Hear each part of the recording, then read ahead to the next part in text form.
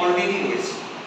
তার মানে তুমি যদি অন্য কোনো ধর্মের মানুষকে বিয়ে করতে চাও এবং বিয়ে করার পরেও সে তোমার তার ধর্মটা সে পালন করবে, তোমার ধর্ম তুমি পালন করবে, এবং ধর্ম চেঞ্জ করার কোনো দরকার নেই। তুমি যদি একটা মানুষের সাথে লিগাল অ্যাটাচমেন্ট থাকতে চাও তো ইমোশনাল অ্যাটাচমেন্ট ছেড়েই দাও, সেটা এমনিই থাকে মানুষের।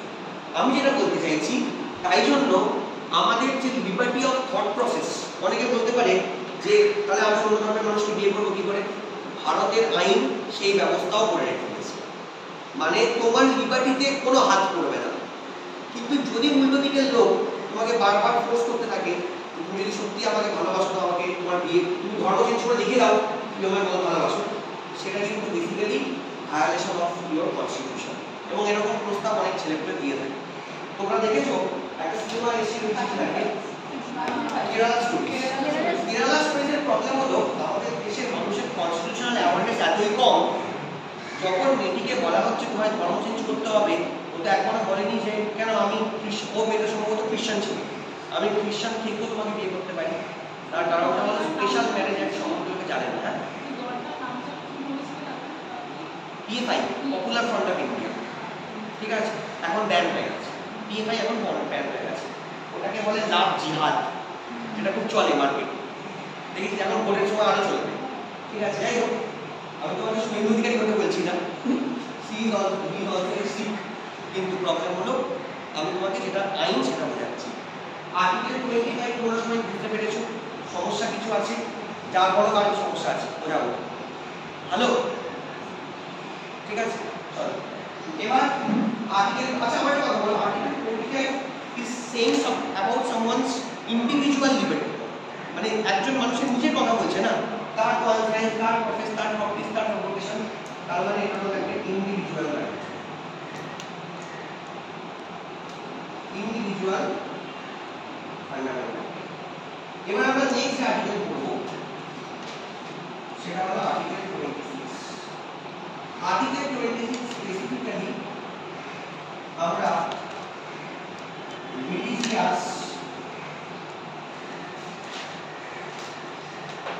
ডিনোমিনেশনের ব্যাপারে আলোচনা করব, মানে যাদেরকে আমরা বলি ধর্মীয় প্রতিষ্ঠান। একটা ধর্মীয় প্রতিষ্ঠান কিভাবে তার ধর্ম পালন করবে, কিভাবে সে তার ধর্মকে প্রপোগেট করবে, কিভাবে সে তার প্রপার্টিকে ম্যানেজ করবে, চ্যারিটেবল কজে বা রিলিজিয়াস কজে, সেটা তার ব্যক্তিগত ব্যাপার, ঠিক আছে, সেটা তার মতো করে সে করতে পারে। এটা লেখার দরকার নেই, এগুলো নোটে আছে, তোরা শুধু শোন, মানে এই জায়গাগুলো শোনাটা অনেক বেশি দরকার রাদার দেন লেখা, ঠিক আছে। আমি একটা এক্সাম্পল বলি, তাহলে আমার মনে হয় খুব সুবিধা হবে। আমি রিলিজিয়াস ডিনোমিনেশন বলতে ধর্মীয় প্রতিষ্ঠান যদি বলি, তাহলে আমি প্রথমে যে মন্দিরের নাম নেব সেটা হলো পুরীর মন্দির। এই লিস্টে আরো কিছু মন্দির আমি অ্যাড করে দিচ্ছি, সোমনাথ টেম্পল, এবং আমি তোমায় বলতে পারি তিরুপতি বালাজির মন্দির। এই মন্দিরগুলোতে তুমি যদি তোমার ধর্মকে হাইড করে, ধর্ম লুকিয়ে তুমি মন্দিরে যাও, কিছু বলার নেই, কারণ কেউ তো তোমার ধর্ম টেস্ট করতে আসছে না। কিন্তু যদি এমন হয় যে তুমি তোমার ধর্মকে ওপেনলি শো করছো, তার মানে তুমি শিখেদের মতো পাঞ্জাবি ওই পাগড়ি পরে যাচ্ছ, বা তুমি হিজাব পরে যাচ্ছ, এই ক্ষেত্রে তোমাকে আটকানো হবে, বলা হবে এই মন্দিরগুলোতে অন্য কোনো ধর্মের মানুষ apart from Hinduism not allowed. বোঝাতে পেরেছি? অ্যাট দ্য সেম টাইম তুমি যদি দেখো কলকাতায় কালীঘাট মন্দির বা দক্ষিণেশ্বর মন্দির, স্যার কোনটা ঠিক? দুটোই ঠিক। কারণ একজন ধর্মীয় প্রতিষ্ঠান তার ধর্মকে কিভাবে ম্যানেজ করবে, how to manage it's religious affairs, depends on that particular institution. আমি একটা এক্সাম্পল বলি, কারণটা তোমরা জানো মধ্যযুগের ভারত, তোমরা যারা পড়েছো, অনেক মন্দিরকে কিন্তু ডিরেক্ট অ্যাটাক করেছিল ইসলামিক রিলিজিয়ন। তোমরা পড়েছো সুলতান মাহমুদ যখন আমাদের দেশে এসেছিল, ওর মেন দরকারটা ছিল লুট করা। মন্দিরগুলো টার্গেট করা কিন্তু হিন্দুজমকে টার্গেট করা, মন্দিরে সোনা দানা অনেক আসছে না ও জানতো, তাই মন্দির ভেঙে লুট করে নিয়ে চলে গেল। এরপরে যারা এসেছে তারা কিন্তু খুব একটা মন্দির ভাঙেনি। বাবর বলো, যদিও বাবরি মসজিদের ব্যাপারটা আলাদা, সেটাকে আমি যদি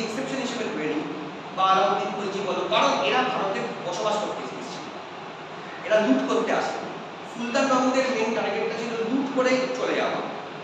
মোহাম্মদ ঘড়ি কিন্তু লুট করতে আসে, ও ঘুমে গিয়েছিল বলে ও বুদ্ধি দায়মকে রেখে দিয়েছিল। That's a different thing. বুঝতে পারলাম? তাই জন্য এই মন্দিরগুলোতে কিছু রেস্ট্রিকশন টানা আছে। এবার তুই বলবি স্যার আরো কিছু এক্সাম্পল দিন।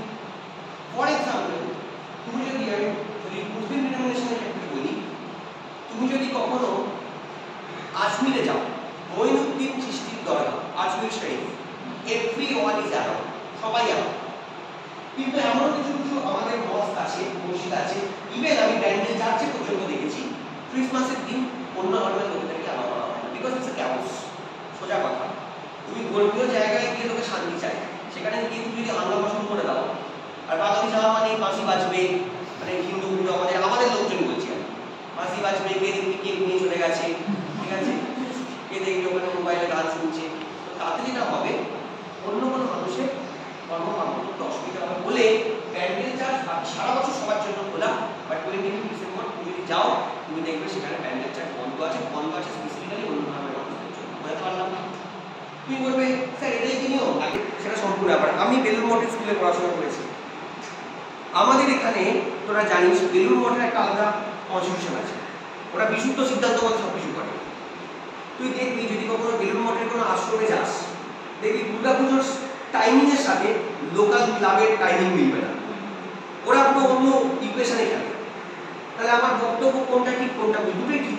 কারণ একজন রিলিজিয়াস প্রতিষ্ঠান কিভাবে তার ধর্ম পালন করবে, কিভাবে তার ধর্ম প্রচার করবে, সেকেন্ড যেটা বলা হয়নি সেটা হলো প্রপার্টি। রিলিজিয়াস প্রপার্টি বা যে কোনো প্রপার্টি বলা যেতে পারে। একটা হলো মুভেবল প্রপার্টি, যেমন গোল্ড, যেমন গাড়ি, এগুলোকে কি করতে পারি আমরা? মুভ করাতে পারি। কিছু কিছু প্রপার্টি হয় যেগুলোকে মুভ করানো যায় না, সেগুলোকে আমরা বলি ইমুভেবল প্রপার্টি। যেমন ল্যান্ড, যেমন প্রতিষ্ঠান, বিল্ডিং হতে পারে, ঠিক আছে। তুমি তোমার মুভেবল প্রপার্টি বা ইমুভেবল প্রপার্টি কিভাবে ইউজ করবে, কেন ইউজ করবে, সেটা তোমার ব্যক্তিগত ব্যাপার। ইনস্টিটিউট তোমরা জানো মুসলিমদের ক্ষেত্রে আমি যদি বলি ওয়াকাফ, অ্যাকচুয়ালি কিছু নিয়ম কি তোদেরকে আমি বলছিলাম খেজুর গাছের গল্পটা বলিনি না? একজন জিউস ছিল, সে মক্কায় থাকতো। এবার তোমরা জানো আরবিয়ান কান্ট্রিগুলো তেল এবং খেজুরের জন্য বিখ্যাত। আমরা যখন খেজুর দেখি ওরা ওই জয়নগরের মোয়ার মক্কা রাজাবাজারের খেজুরটাকে আরবিয়ান ডেটস বলে চালিয়ে দেয়, আমরা সেগুলোও খাই। আরবিয়ান ডেটসে তুমি বীজ পাবে না, সবটাই হলো কি বলে এপিথেলাম না কি বলে, একটা সায়েন্স আমি সেবার বলেছিলাম, মানে পুরোটাই আপনি ওই ফলের মাংসটাকে কি বলে এরকম একটা কিছু আছে, এপিথেলাম বা এরকম একটা সায়েন্সের লোক বলতে পারে। মানে আরবিয়ান ডেটসগুলো বেসিক্যালি কোনো বীজ থাকে না, ওটা একটা আলাদা দেওয়া পার্থেনোকার্পি। কি বলে বাবু? পার্থেনোকার্পি মানে পার্থেনোকার্পি বীজ ছাড়া গাছ ফল, এই এরকম কিছু আছে। যাই হোক, আচ্ছা ওরা বাসুদের সাইডে আমি যেটা বলতে চাইছি বীজ থাকে না, সবটাই হলো এই খাবার। আর কি বলছি বুঝতে পারছিস তো? এবার কিছু নাম আছে। এবার একজন জিউসের সে দুটো খেজুর গাছ, খেজুর বাগান ছিল মক্কাতে। এবার প্রফেট মুহাম্মদ এসেছে, তো জিউস তখন তাকে বলছে যে দেখো আমি তো কিছুদিন পরে মারা যাবো, তুমি বলো আমার এই যে দুটো বাগান আছে সেটা বলো তোমার ধর্মের কাছে লাগবে। তখন প্রফেট মুহাম্মদ বলছে এই বাগানটা কি ফেভারিট আপনার? বলছে হ্যাঁ। তখন সেখান থেকে প্রফেট মুহাম্মদের একটা আইডিয়া হলো এরকম তো আমরা কিছু করতেই পারি যেটাকে আমরা কম্প্রোমাইজ করি, স্যাক্রিফাইস করি। স্যাক্রিফাইস কখন হয়? যখন তুই তোর মনের মতো কিছু জিনিস যেটা তুই খুব ভালোবাসিস সেটা তুই যখন কাউকে দিয়ে দিচ্ছিস, স্যাক্রিফাইস করছিস। যে কোনো মানুষের স্যাক্রিফাইস করার নেচার থাকা দরকার। ন্যাচারালি সেখান থেকে কনসেপ্ট হলো ওয়াকাফ। মাথায় রাখবে ওয়াকাফ তো অনেক পরে এসছে। এই যে তোমরা কিছুদিন পরে ঈদ উৎসব দেখবে, ঈদ আল ফিতর দেখবে, সেখানে আমরা আমাদের অনেক ভালো ভালো জিনিস যেটা আমরা পছন্দ করি, স্পেসিফিক্যালি যেটা হয় সেটা হলো যারা একটু পয়সা আছে আরে তারা গরিবদের দেয়। কি বলছি বুঝতে পারছো? খাওয়া তো হয়, ছেড়ে দাও। আবার যখন বকরিদ হয় সেখানেও কিন্তু আমরা স্যাক্রিফাইস করি, তাই তো? কাটা হয়। ওয়াকাফ মানে কিছুই না, কিছু লোক থাকে যারা তাদের প্রপার্টি দুটো কাজে দিতে পারে। একটা হলো রিলিজিয়াস কজ, একটা হলো চ্যারিটেবল কজ। রিলিজিয়াস কজ মানে হলো যে তোমার যে প্রপার্টিটা আছে তুমি সেটা ওয়াকাফকে দিয়ে দিয়েছো, সেই প্রপার্টিতে শুধু মসজিদ তৈরি করবে, দরগা তৈরি করবে, যেখানে শুধু মুসলিমরা ইউজ করতে পারে।